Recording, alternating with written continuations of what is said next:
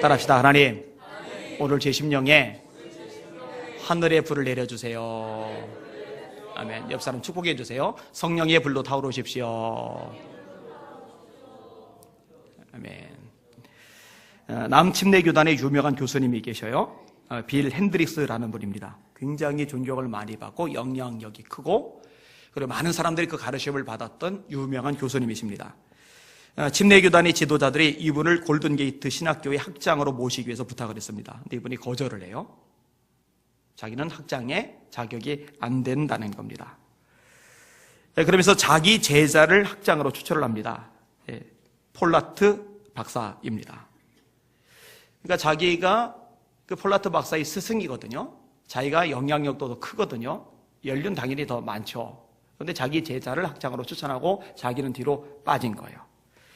마침내 폴라트 박사가 학장이 됩니다. 핸드리스 박사는 자기 제자 밑에서 교수 일을 하면서 그 제자가 학장 일을 하는데 뒷받침을 얼마나 잘하는지, 얼마나 잘 섬기는지 학교가 굉장히 건강하게, 멋지게 커갑니다.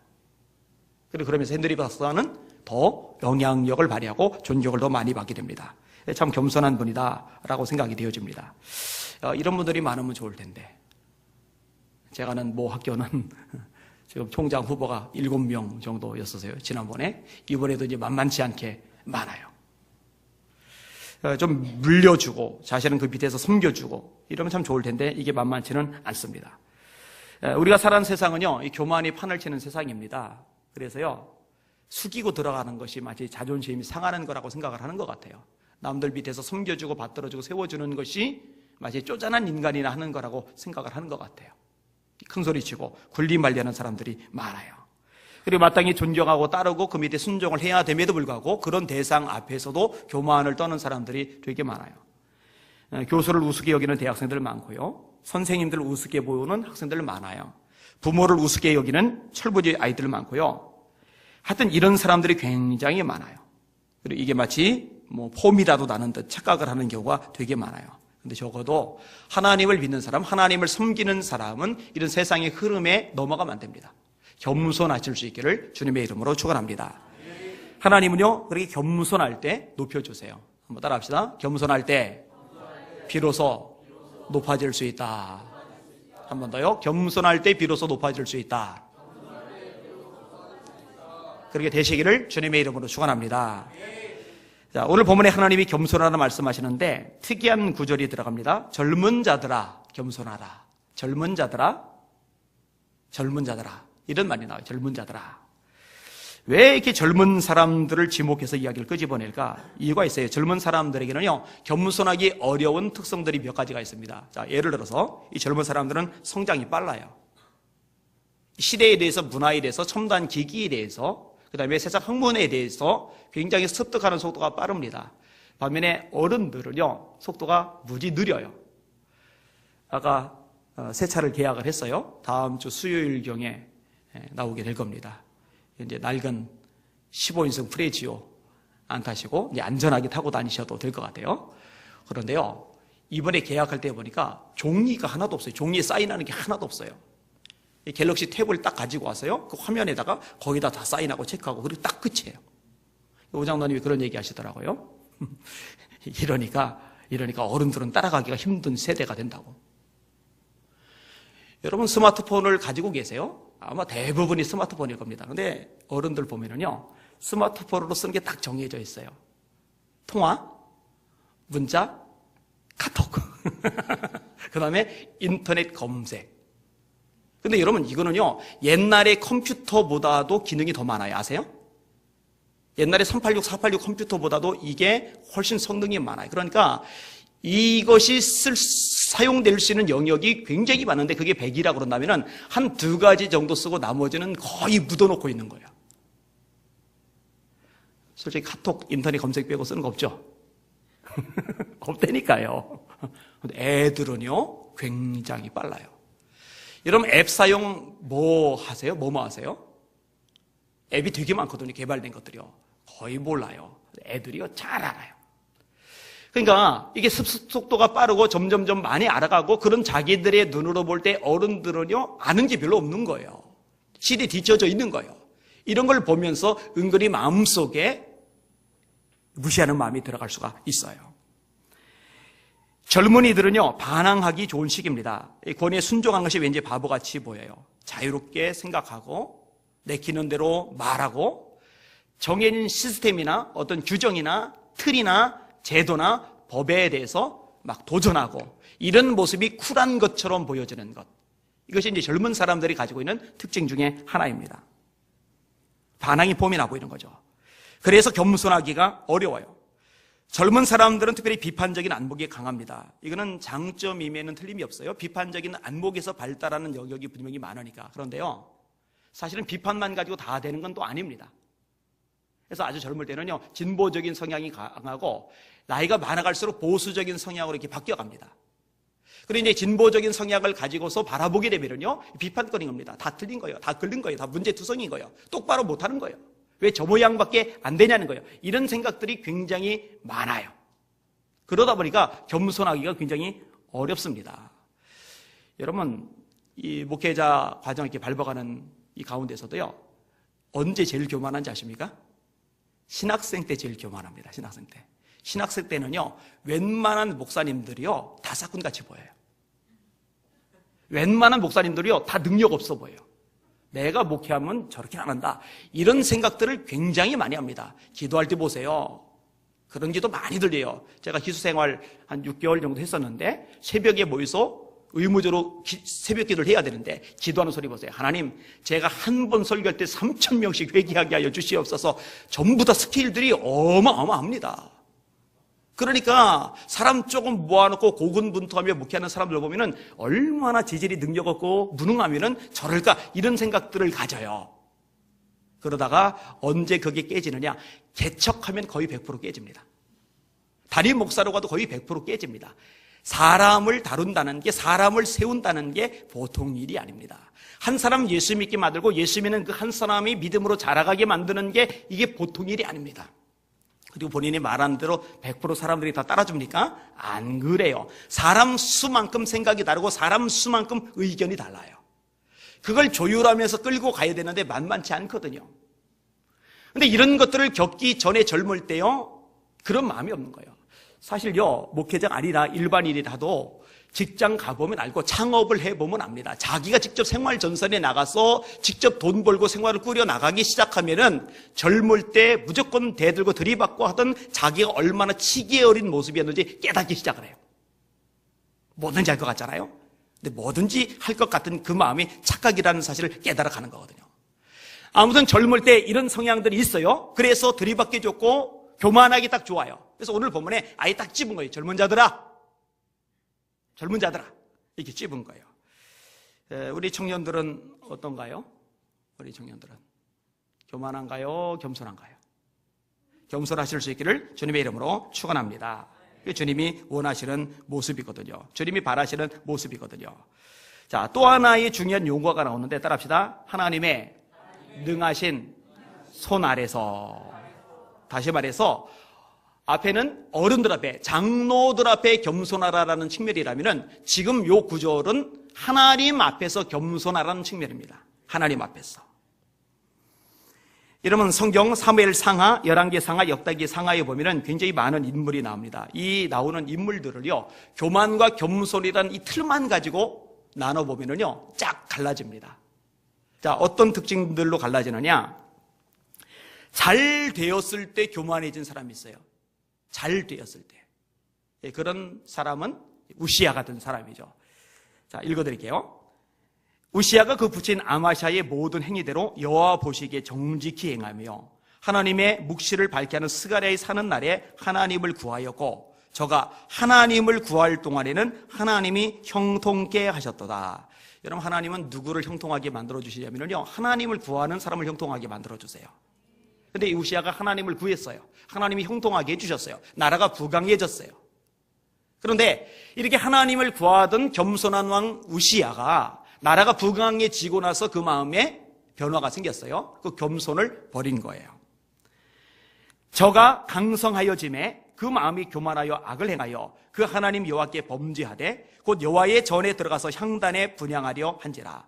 제사장 아사랴가 여호와의 제사장 용맹한 자 80인을 데리고 그 뒤를 따라 들어가서 우시야 왕을 막아 가로되 우시야여 여호와께 분향하는 일이 왕이 할 바가 아니요 오직 분향하기 위하여 구별함을 받은 아론의 자손 제사장이 할 바니 성소에서 나가소서 왕이 범죄하였으니 하나님 여호와께 영광을 얻지 못하리이다.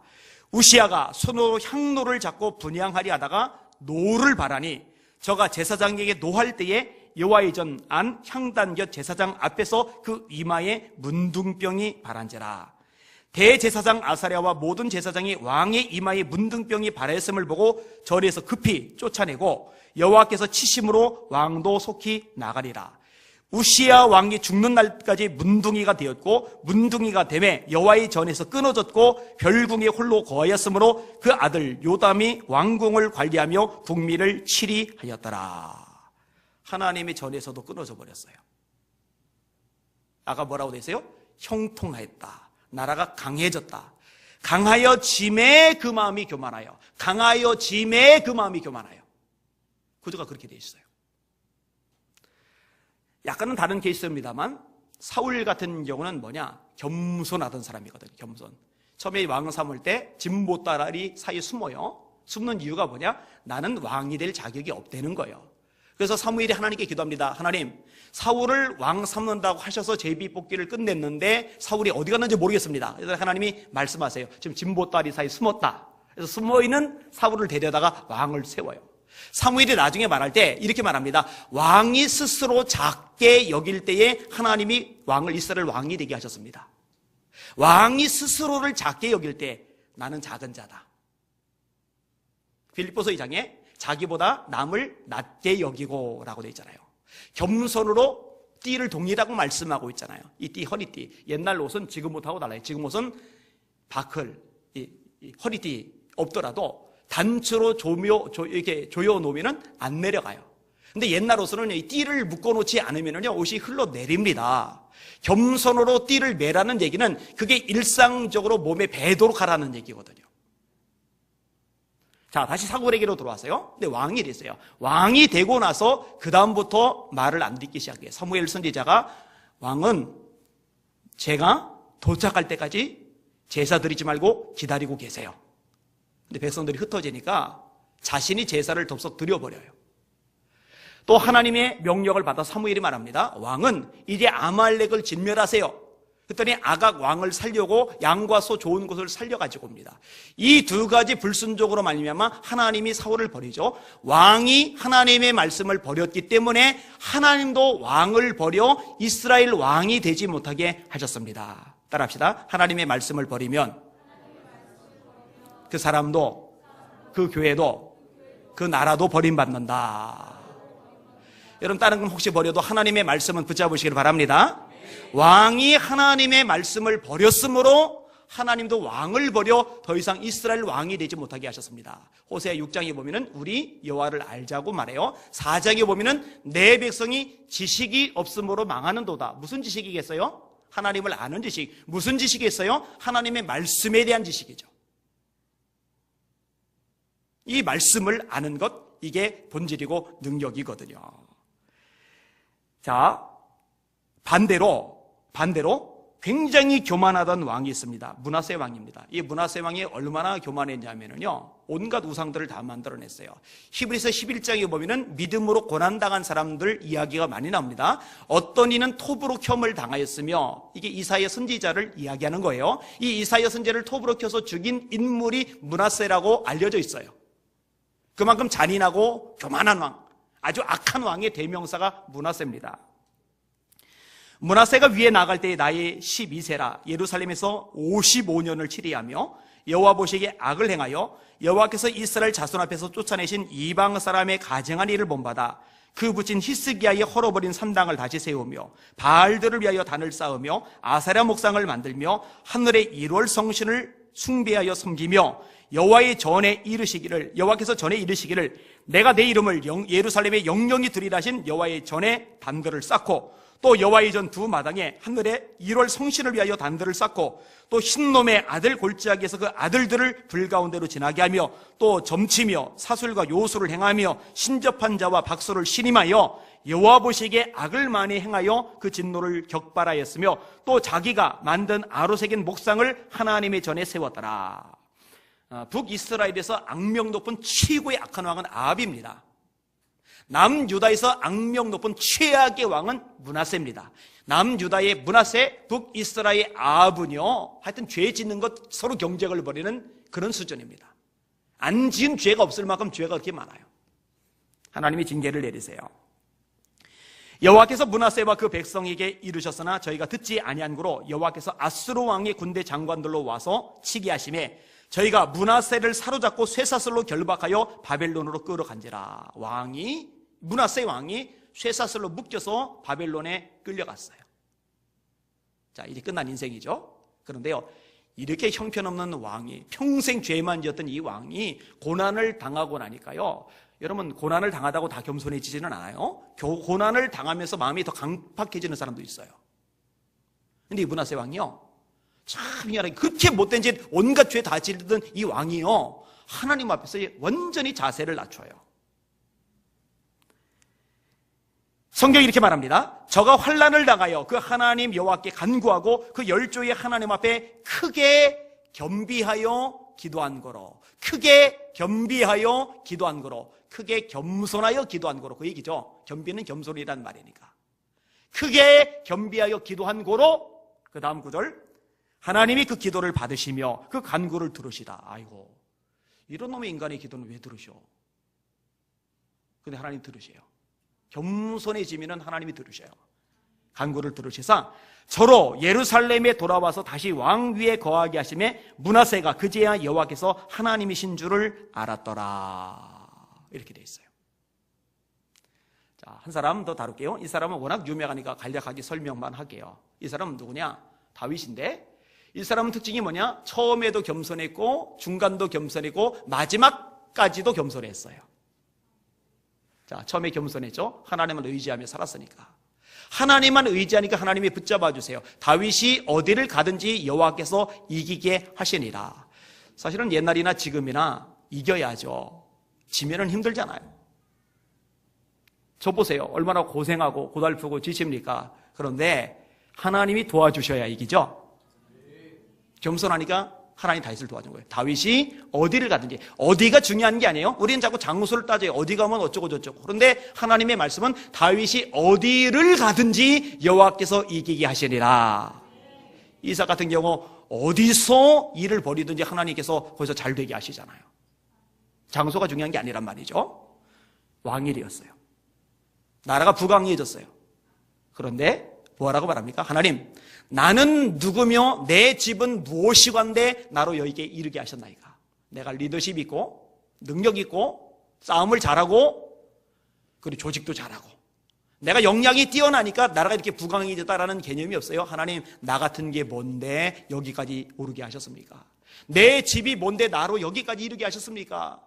여전히 울먹이면서 감격하면서 하나님 앞에서 어쩔 줄 몰라 하는 거예요. 이거 하나님의 은혜가 아니면은, 하나님의 도우심이 아니면은, 하나님의 축복이, 하나님의 역사가 아니면은 나는 감히 여기까지 올 수 없는 천하고 연약한 사람이었는데 그 마음을 가지고 있는 거예요.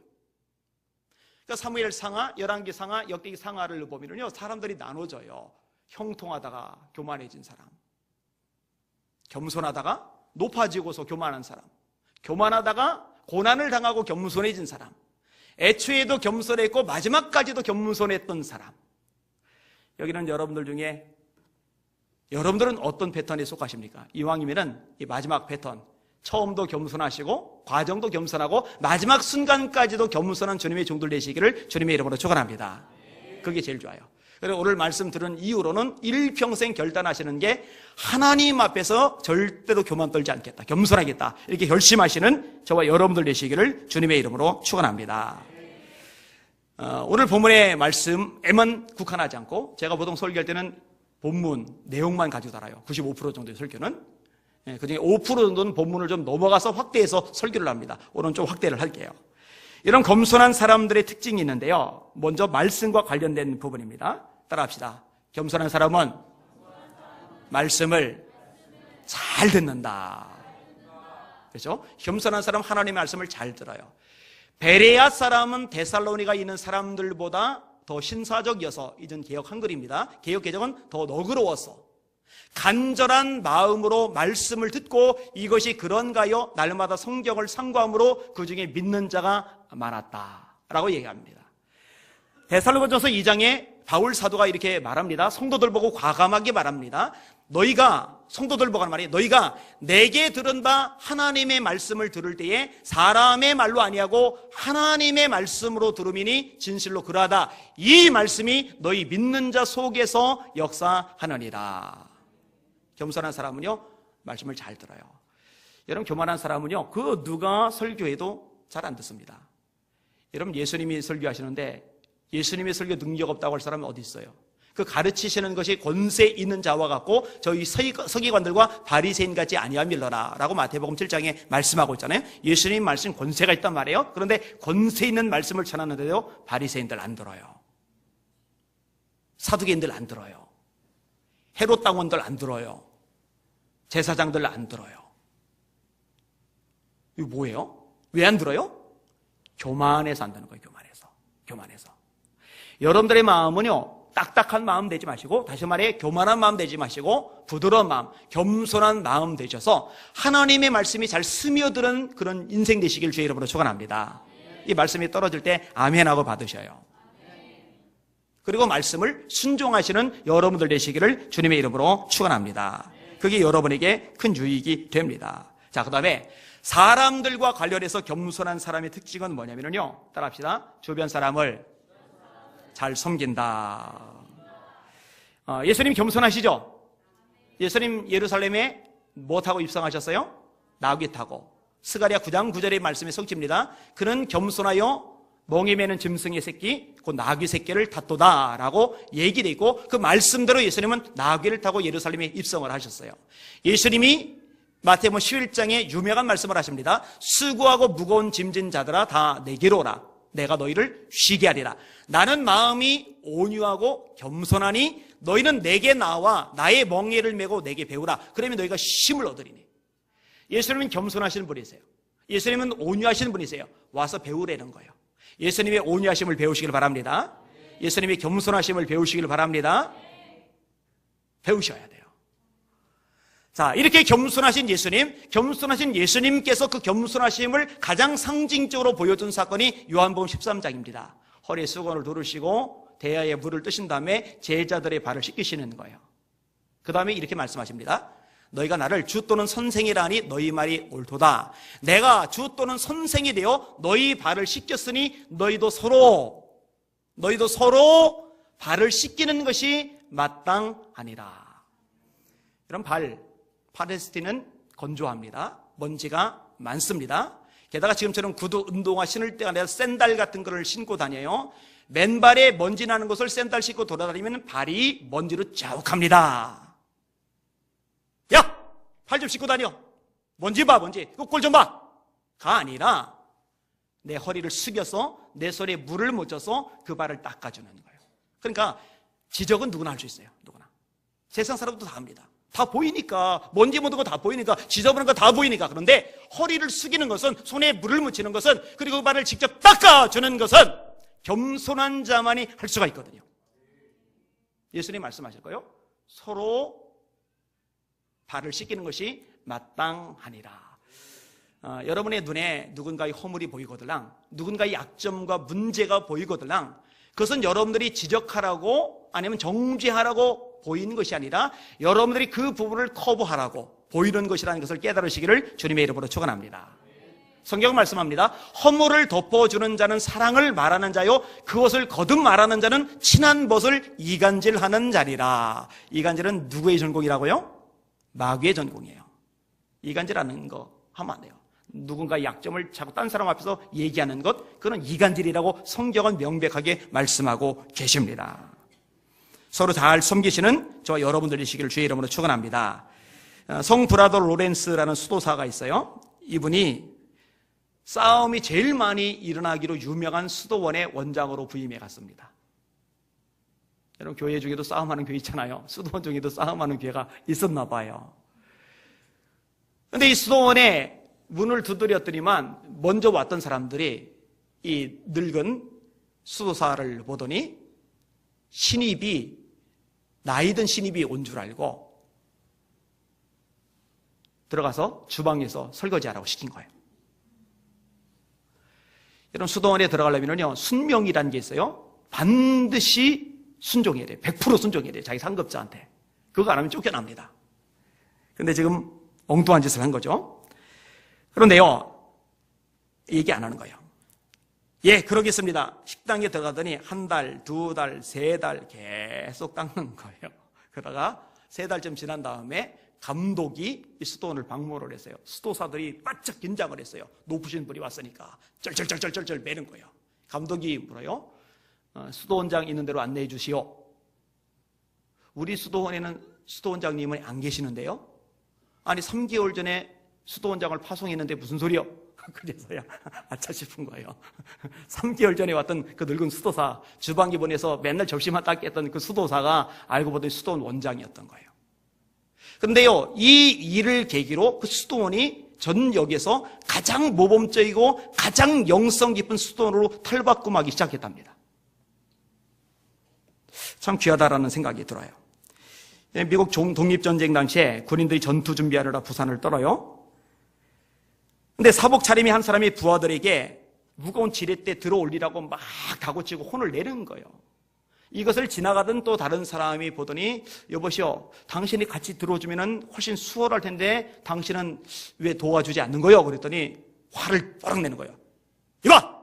나는 하사야, 하사! 장교란 얘기죠, 장교.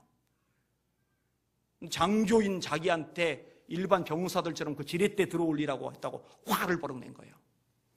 그랬더니요, 신사가 정중하게 사과를 해요. 코트를 벗어요. 달리어들어 군인들을 도와줘요. 지렛대까지 막 들어올려 땀을 삐질삐질 흘리면서 일을 다 끝난 다음에 이렇게 말했답니다. 하사님, 다음에도 혹시 일할 사람 모자라거든 사령관에게 찾아오시오. 제가 기꺼이 도와주겠소. 알고 봤더니 상사 정도가 아니라 대령 정도가 아니라 총사령관이었어요. 조지 워싱턴 얘기입니다. 나중에 미국 1대 대통령이 되죠. 여러분, 링컨이 대통령이 되고 나서도 자기 구두 닦은 일화는 유명합니다. 밑에 있는 사람들이 벌벌벌벌 했답니다. 가깝게서 어떻게 그 천한 구두를 닦느냐고. 그때 링컨이 오히려 혼을 내줬답니다. 겸손한 거죠. 겸손한 거죠. 사랑하는 여러분들, 우리 교회 안에 겸손한 사람이 가득하시기를 주님의 이름으로 축원합니다. 섬기는 거죠. 자기 손을 대서 들어 올리는 거죠. 자, 하나만 더 이야기할게요. 기도와 관련해서 여러분, 겸손한 사람은 기도하게 되어 있습니다. 아니, 맨날 기도 강조. 지난 수요일날도 기도합시다 해놓고 또 기도 얘기 강제로 어거지로 붙이려고 겸손 설교하는데 또 기도 얘기를 하네. 어거지로 붙이는 게 아니에요, 여러분. 이런 겸손이라는 거는요, 하나님이 돕지 않으면, 하나님이 열지 않으면, 하나님이 함께하지 않으면 안 된다는 자세가 겸손이잖아요. 내가 노력한다고, 내가 머리 쓴다고, 내가 발버둥 친다고 되는 게 아니라 하나님이 함께 하셔야 된다. 사람이 마음으로 길을 계획할지라도 그 걸음을 인도하시는 분은 여호와시리라. 이 말씀이 하나님의 말씀임을 믿으시면 아멘. 맞아요. 여러분, 계획 아무리 짜보세요. 하나님이 안 도와주면 말짱꽝입니다. 말짱 돌아옴이 타버립니다. 하나님이 도와주고 길을 열어줘야 됩니다. 그런데 진짜로 내 힘만, 내 능력만, 내 노력만, 내 인맥만 가지고 안 된다, 내 지혜만 가지고 안 된다라고 믿는다면 하나님 도와주세요라고 기도하게 되죠. 오늘 본문에도 하나님의 능하신 손 아래서 겸손하라 라고 말씀하고 있잖아요. 우리에게 비전 선언문이 뭡니까? 예수님의 사역을 이 땅에 이어가는 교회, 복음 전파, 제자 양육, 치유 사역, 그리고 맨 밑에 하나를 덧붙인 게 있어요. 이 모든 것의 동인으로서 기도에 전력하는 교회. 사람들이 예수님께 모여듭니다. 모여드는 이유가 두 가지로 언급이 됩니다. 말씀도 듣고 병 고침도 낫고자 하여 예수께 모여오되, 말씀 듣는 것이 두 가지로 갈라집니다. 하나는 복음 전파, 하나는 양육. 이게 둘 다 말씀을 통해서 하는 거죠. 결국 세 가지입니다. 말씀 전파, 복음, 양육, 그 다음에 치유 사역. 말씀도 듣고 병 고침도 낫고자 하여 예수께 모여오되, 예수는 한적한 곳에서 기도하시니라. 기도하셨거든요. 새벽 오히려 미명에 예수께서 일어나 나가 한적한 곳으로 가서 거기서 기도하시더니, 여러분 예수님 능력이 모자라셔서 기도하시는 게 아니잖아요. 근데 우리는 예수님보다 능력이 모자라잖아요. 능력이 넘치는 예수님도 기도하셔서 사명을 감당하셨는데 능력이 모자란 우리들이 기도하지 않고 무슨 수로 사명 감당하겠습니까? 여러분 구역장 사명 기도 없이 감당 못합니다. 장로 사명 기도 없이 감당 못합니다. 집사 권사 사명 기도 없이 감당 못합니다. 교사 사명 기도 없이 감당 못합니다. 찬양대원 찬양팀 기도 없이 감당 못합니다. 기도로 감당하시길 바랍니다. 여러분 자녀들 키우는 것도 기도 없이 안 됩니다. 직장 생활도 기도 없이는 안 됩니다. 여러분 인생 앞길 미래의 모든 계획도 하나님의 기도하면서 하나님의 도심을 받으면서 하나님의 인도하심과 축복 속에서 해나가실 수 있기를 주님의 이름으로 축원합니다. 이 주님이 원하시는 모습이거든요. 자, 겸손의 결과만 언급하고 말씀합니다. 다시 본문으로 들어옵니다. 겸손의 결과가 뭐냐? 따라합시다. 하나님이 은혜를 베푸신다. 겸손한 자에게 은혜를 주신다고 오늘 본문에 말씀하고 계십니다. 젊은 자들아, 이와 같이 장로들에게 순종하고 다 겸손으로 허리를 동이라. 하나님은 교만한 자를 대적하시되 겸손한 자에게는 은혜를 주시느니라. 은혜를 주시느니라. 은혜 받고 싶죠? 겸손하시기를 주님의 이름으로 축원합니다. F.B. 마이어라는 목사님 탁월한 설교자입니다. 이번에 설교 대목 중에 한 부분입니다. 들어보세요. 나는 하나님의 은혜의 선물이 여러 층으로 된 선반 높은 곳에 있는 줄 알고 우리의 키가 높아질수록 그 여러 층의 것을 가질 수 있을 줄로 알았다. 그러나 나는 후에 깨닫기를 하나님의 은혜의 선물은 아래로 내려가면서 여러 층 되는 선반에 있다는 것을 알았다. 그러므로 이 선물들을 받아 가지려고 하면 내가 높아지기를 원할 것이 아니고 더욱더 나를 굽히고 내려가며 또 내려가기를 힘써야 된다. 겸손한 자에게 하나님이 은혜를 주시는 거예요. 물은 낮은 곳으로, 하나님의 은혜는 겸손한 곳으로 흘러간다는 거 잊지 마시기를 바랍니다. 베르디를 추앙하는 오페라가 밀란에서 계획이 됐답니다. 이 오페라를 누가 지휘할 거냐? 그 당시 세계에서 최고가 하는 명지휘자 2명이 거론이 됐대요. 하나는 토스카니니, 또 하나는 마스카그니라는 분. 그런데 이 둘이 워낙 대가들이라 둘 중에 한 분에게만 요청하면 다른 분이 마음이 상할까봐 이 주최측이 곤란한 거예요. 그래서 하는 수 없이 양쪽 지휘자에게 다 요청을 했어요. 그런데 마스카그니가 이렇게 이야기를 끄집어냅니다. 토스카니니보다 지휘비를 나에게 더 많이 주시오. 그렇지만 난 지휘 안 하오. 근데 자존심 있지? 나 토스카니니보다 적게 사례 받아서는 나는 안 할 거예요. 이래 토스카니니는 어떻게 반응을 보이느냐? 베르디는 위대한 음악가입니다. 이런 위대한 음악가를 기리는 음악회는 정말로 가치 있는 중요한 일입니다. 이런 일에 나 같은 사람을 지휘자로 세워주시니 그것만 가지고도 영광입니다. 저는 한 푼도 받지 않고 지휘를 하겠습니다. 끝났어요. 그리고 이 사실이 알려졌어요. 여러분, 마스카그니 누군지 모르죠? 토스카니니는 누군지 알죠? 예수님 말씀이 맞는 것 같아요. 그죠? 겸손한 게 복이에요. 겸손한 자에게 하나님이 은혜를 주셔요. 뒤에는 구절하고도 연결되는데 따라합시다. 하나님은 겸손한 자를 높여주신다. 하나님의 능하신 손 아래서 겸손하라. 때가 되면 너희를 높이시리라. 여러분, 겸손할 때 하나님 높여준다는 거 잊지 마시기를 주님의 이름으로 축원합니다. 구석지에 있어도 돼요. 다윗 구석지에 있었잖아요. 아버지가 형 7명 부를 동안 막내는 구석에다 내버려뒀잖아요. 아버지 쫓아도 인정하지 않는 인물. 나중에 보면 엘리압이 다윗 무시하잖아요. 전쟁터에서 사람들 앞에서 망신 주잖아요. 너 교만해, 너 와락게, 몇 마리 안 되는 양 누구한테 맡기고 왔어, 너 전쟁 구경하러 왔지. 존중하는 마음이 있으면요 그런 식으로 안 합니다. 불러서 살짝 얘기하겠죠. 그리고 어거지 안 부립니다. 전쟁 구경하러 오지 않은 거 알아요. 아버지 신부로 온 줄 빤히 알아요. 알면서 전쟁 구경하러 왔다고 뒤집어 씌워요. 사람들 앞에서. 그렇게 안 하죠. 인정하면은. 그러니까 완전히 구석에 찌그러진 존재입니다. 원래 처음부터 다윗이 인정받고 대접받던 인물이 아닙니다. 근데 하나님은요 그 중심을 아시는 거예요. 하나님 없이는 한순간도 1분 1초도 살 수 없는 다윗의 그 목마름을 아시는 거예요. 하나님이 목자가 되시며 자기는 양이며 양은 목자 없이 살 수 없듯이 자기는 하나님 없이 살 수 없다는 것, 이것이 너무나 뚜렷한 다윗의 그 겸손한 마음, 그 애절한 마음, 그 간절한 마음을 하나님은 속속들이 삐뚤어 보시는 거예요. 그리고 그 속에 숨어있는 다윗을 집으셔서 높여주시려는 겁니다. 제가 예전에 성경을 읽으면서 이런 부분이 참 좋았어요. 참 좋았어요, 이런 부분이. 구속죄 있어도, 좋은 배경이 아니어도, 이것저것 따져볼 때 좋은 조건이 아니어도 하나님은 그런 것 따위에 영향을 받지 않고 그 중심을 보시고 그 중심 안에 하나님을 찾는 겸손한 마음을 보시고 얼마든지 찾아내셔서 세우실 수 있는 분이구나. 이게 얼마나 저게 용기가 되고 얼마나 저게 소망이 되는지 몰라요. 중학교 때, 고등학교 때 그래서 제가 성경은 늘 들고 다닌 거예요. 고등학교 때 공부 잘 못하고 고등학교 때는 좀 방황을 했잖아요. 집중 잘 못하고 그럴 때도 이따만한 성경은 들고 다니면서 쉬는 시간에 펴고 읽고, 왜냐면은 성경을 읽으면 저한테 소망이 생기니까. 집을 보면, 여건을 보면, 환경을 보면 별거 없는데 성경을 보면 제게 가능성이 열리니까. 다시요. 하나님의 능하신 손 아래서 겸손하라. 때가 되면, 그 때가 언제인지 우리 눈으로는 안 보여요. 우리 기하고는 잘 모르겠어요. 그런데 하나님이 때는 반드시 있고 때가 되면은 하나님이 얼마든지 저와 여러분을 높여주실 줄 믿습니다. 그 높이심을 경험하시는 저와 여러분들 되시기를 주님의 이름으로 축원합니다. 말씀을 정리하겠습니다. 겸손한 사람 되십시다.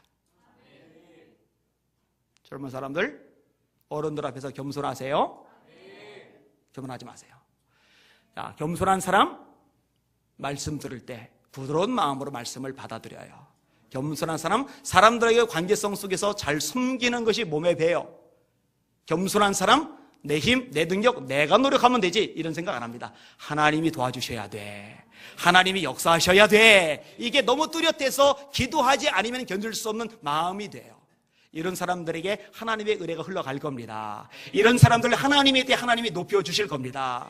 세월이 지난 다음에 제가 우리 성도들 둘러볼 때 하나님이 높이신 것을 보고서 기뻐하게 해주시길 바랍니다.